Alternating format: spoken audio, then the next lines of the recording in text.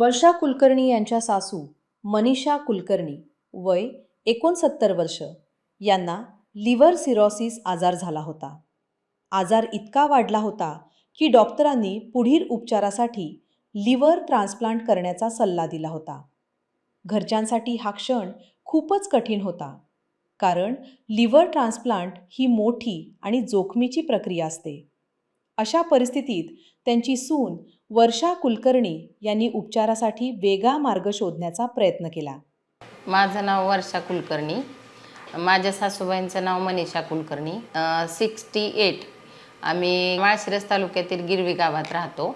त्यांना लिव्हर सिरोसिसचा आजार होता. त्यांना जेवण जात नव्हतं, युरिनचा प्रॉब्लेम होता आणि शुगरचा प्रॉब्लेम होता. पूर्णच त्यांचं जाग्यावरच होत्या बऱ्यापैकी. काय जास्त म्हणजे ताकदच काय राहिली नव्हती त्यांच्यामध्ये अजिबात. डॉक्टर स्पेशलिस्ट जे मोठे मोठे आहेत सगळ्यांना दाखवून झाला होता. सगळ्यांच्या गोळ्या चालू होत्या, पण फरक एवढा जाणवत नव्हता त्यांना. मनावा असं जेवण जात नव्हतं. हा लास्टची गोळी म्हटली आता. ह्याच्यानंतर जोपर्यंत सूट होईल तोपर्यंत ही गोळी, त्याच्यानंतर मग लिव्हर ट्रान्सप्लांट. 15 ऑगस्ट 2025 रोजी केलेल्या CT ॲब्डोमेन पेल्विस तपासणीत मनीषा कुलकर्णी यांच्या लिव्हरची स्थिती अत्यंत गंभीर असल्याचे दिसून आले.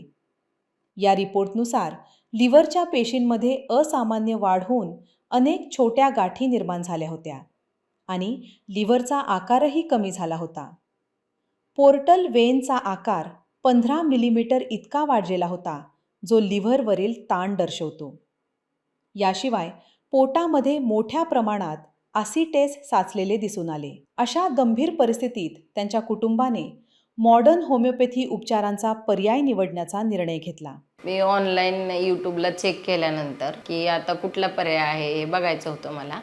मग ते बघितल्यानंतर मॉडर्न होमिओपॅथी हे मला नाव कळालं. मी भरपूर रिव्ह्यू बघितले आणि मग कन्फर्म केलं की सासूबाईंना इथंच घेऊन यायचं. मॉडर्न होमिओपॅथी येथे उपचार सुरू झाल्यानंतर काही महिन्यांनी 10 मार्च 2026 रोजी पुन्हा तपासणी करण्यात आली. या रिपोर्टमध्ये मनीषा कुलकर्णी यांच्या लिव्हरमध्ये लक्षणीय सुधारणा दिसून आली. लिव्हरचा आकार सुधारून तो आता 12.1 सेंटीमीटर झाला होता आणि पोर्टल वेनचा आकारही नॉर्मल झाला होता. तसेच इंट्राहेपॅटिक बिलियरी रॅडिकल्स पूर्णपणे सामान्य असल्याचे दिसून आले.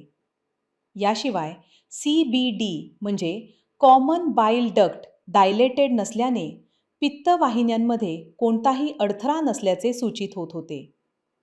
एकूणच या अहवालातून मनीषा कुलकर्णी यांच्या लिव्हरच्या स्थितीत सकारात्मक बदल आणि स्थिरता दिसून येते.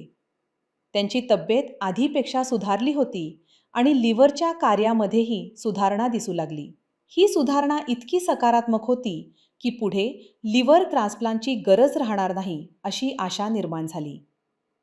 एक वेळ अशी होती की मनीषा कुलकर्णी यांना लिव्हर ट्रान्सप्लांट हा एकमेव पर्याय सांगितला गेला होता.